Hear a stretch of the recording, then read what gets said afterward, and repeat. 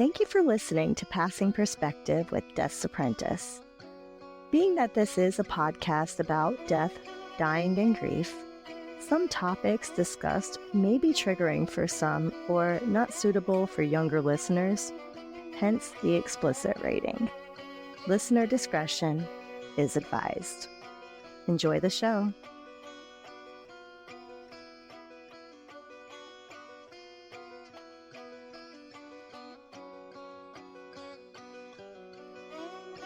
Welcome again to Passing Perspective. I am your host, Death's Apprentice, back with another exciting episode where we talk about all things death, dying, and grief. Last week, we went into death and horror in the media and literature and why people love it and what draws people to it. At the end of the episode, I answered the question of who to call when someone dies, whether the death is expected or unexpected. This week, we are discussing who is who in the death industry. You know who to call in the event of a death, but who are the people you will be interacting with? Throughout the planning process, or even after an unplanned death has occurred, you're going to come in contact with a lot of different people with a lot of different jobs. I always recommend collecting business cards and saving them in your death binders so they will be easier to find later. Keep in mind that with fluctuations in employment, the person you may speak to now could quite possibly not work there anymore, even a year from now. That's okay. Most times there's another person there who will be able to assist you just as well. The main thing is to have the right place. I spoke in the second episode about updating your death plans frequently. Another reason for this is because funeral homes do close and people change jobs, so you need to keep up to date with those details. It never hurts to check in. I'm going to give you a brief overview and how you may interact with each of these professionals in the course of your death journey. You may not end up interacting with all of them. So get your notebooks ready. Here is the crash course of who you will meet while planning a death or when someone dies.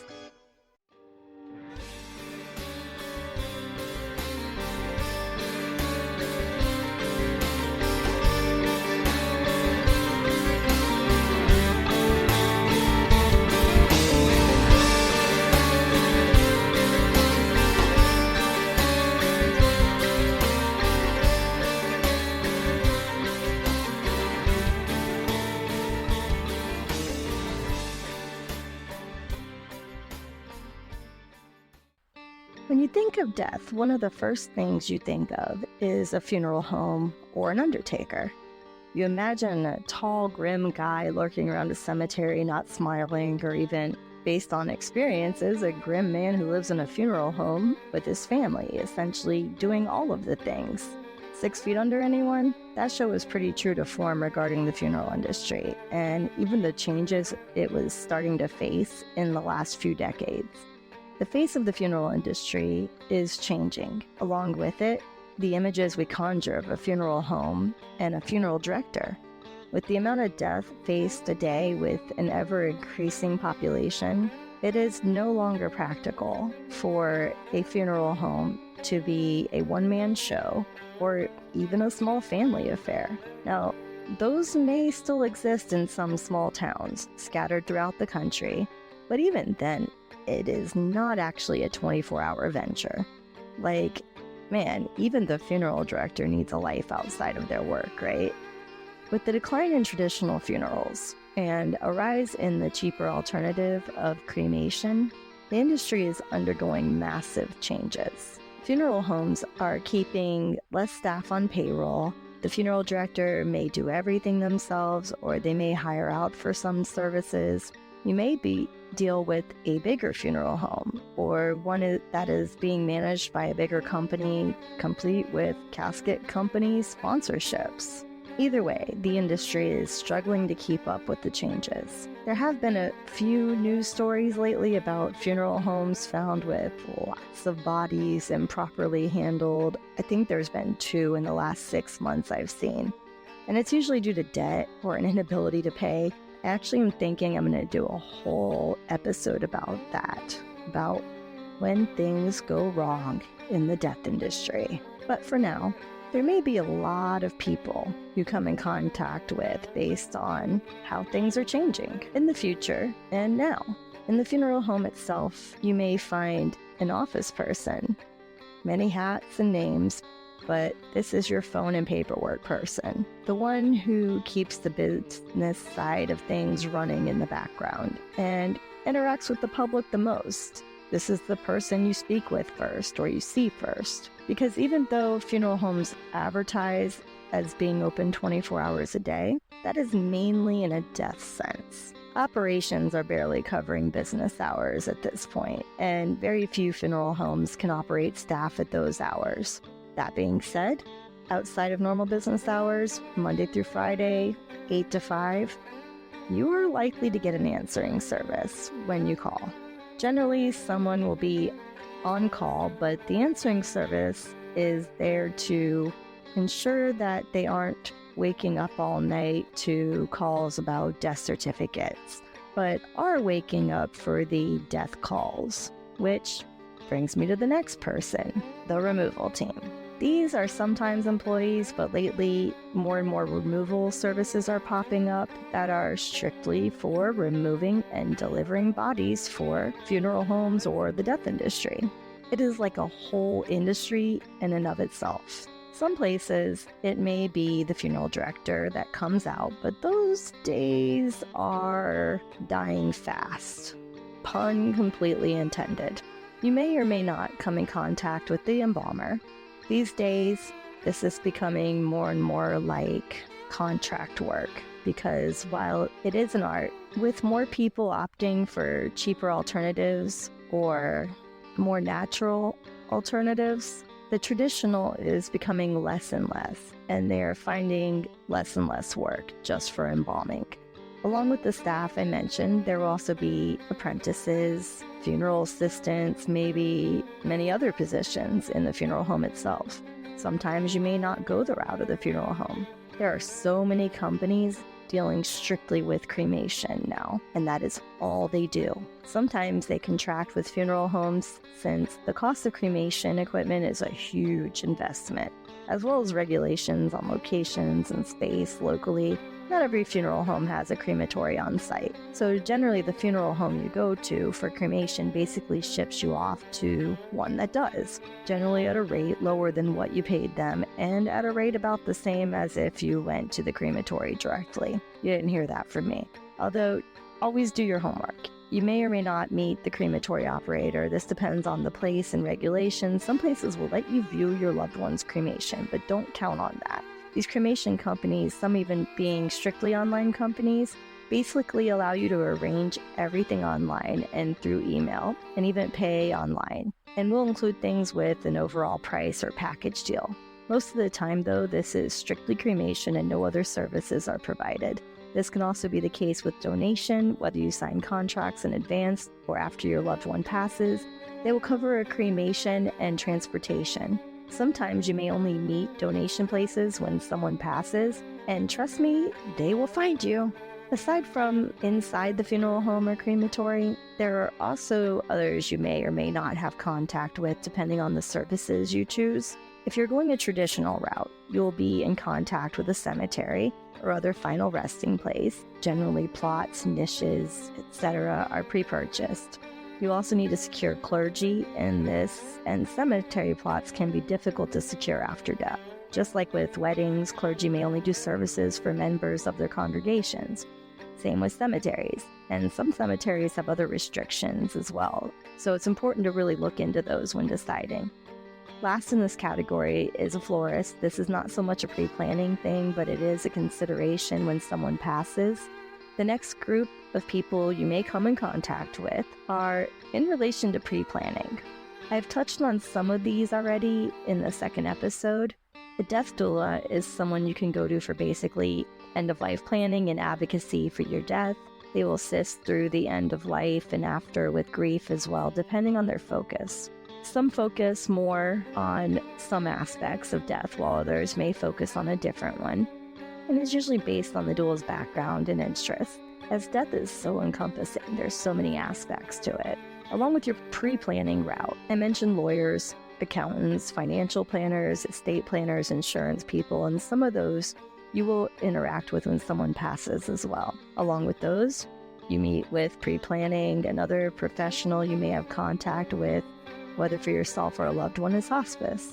I am planning a whole episode about hospice soon, but they are essentially end-of-life care when it is imminent. This is the option when there is no more medical intervention or life-saving, and it has moved to comfort measures. This is not something you plan until you have to, but something to keep in mind that is available. With unexpected deaths, and I'll also touch on this more in an upcoming episode, but there are a few others you may interact with. And I mentioned a lot of them in the question at the end of last week's episode about who you call when someone dies, or who may call you. You may interact with doctors or staff at the hospital, who may or may not be doctors or nurses, like security or decedent affairs. You may interact with 911 dispatchers, police, or even EMS. Depending on the type of death you've encountered, you may also interact with a coroner, medical examiner, or in Texas, a justice of the peace. The last professional is one that hopefully you may never need to use: crime scene cleanup. There are companies that specialize in that deep cleaning needed after a death has occurred. If you find yourself in this situation, rest assured there is a company that does that, so you don't have to. And ending on that gruesome note, I hope you are at least a little prepared for the inevitable and have a general idea of who is who in the death industry. And now for the question of the week.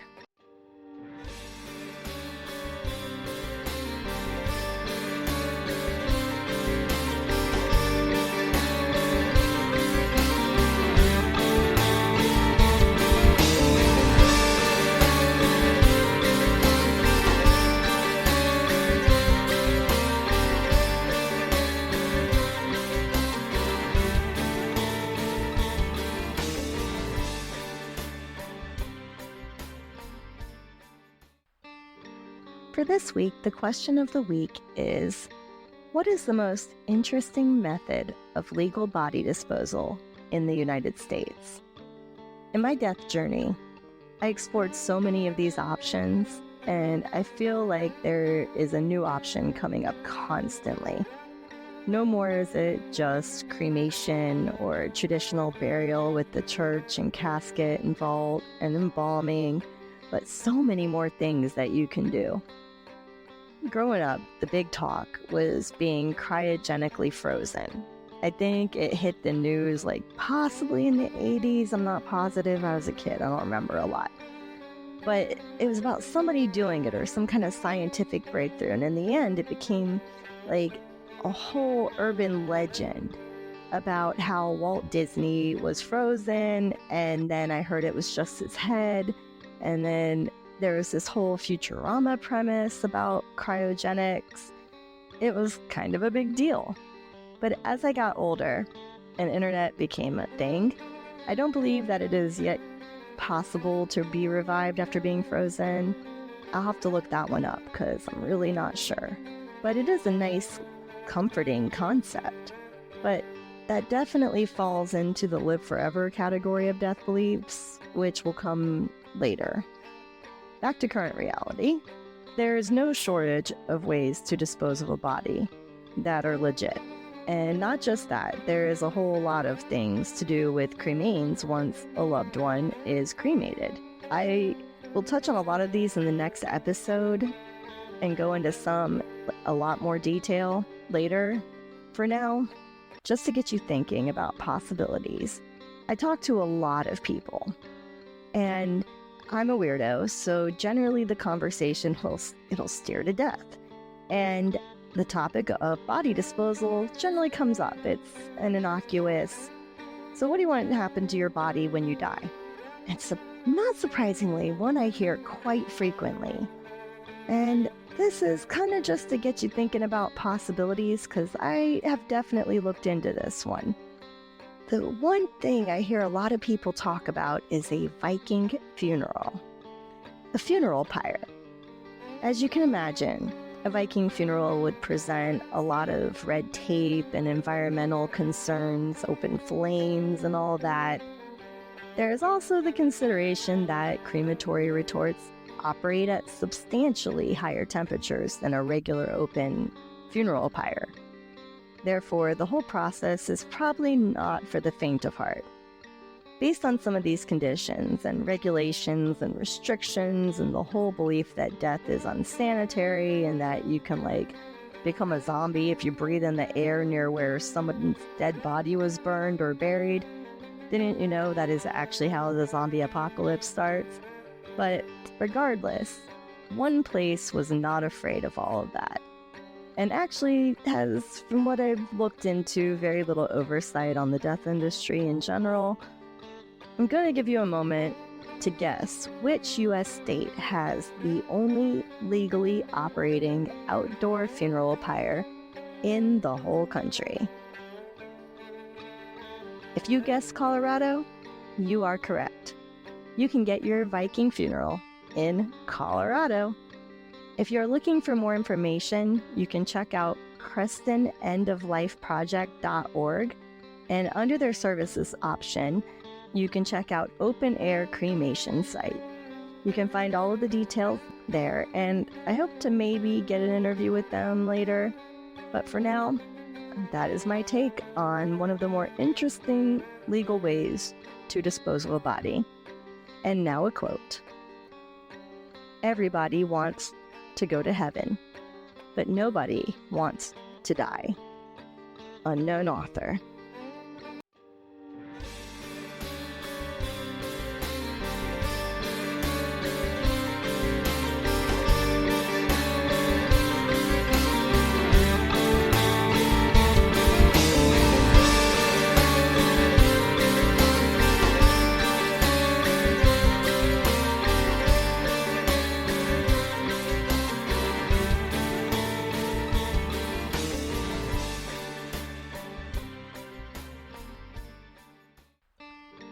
Thank you for listening to this episode of Passing Perspective, where we discussed all the things for who's who in the death industry. I hope you learned more than you ever dreamed about death and dying. My dreams are that you take this information and go out and start working on your own death plans and thinking about your own demise. I want you to go out and discuss death with your friends and family and complete strangers and engage in the dialogue that really matters. The only way to remove the stigma is to talk about it. I welcome your stories and questions and any input on the show, and you can find me at www.passingperspective.com, where you can find show notes and links, a blog, and you can find me on Facebook at Passing Perspectives, and on Instagram at Passing Perspective Podcast. As always, Passing Perspective with Des Apprentice can be found on all of your favorite streaming services. Kindest regards, Des Apprentice.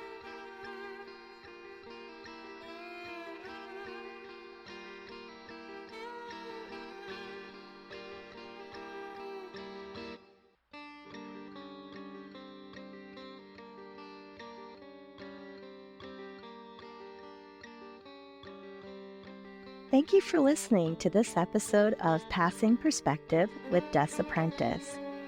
All episodes are written, hosted, and produced by Des Apprentice.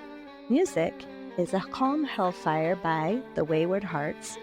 Licensing by Upbeat. Tune in for next week. See you then.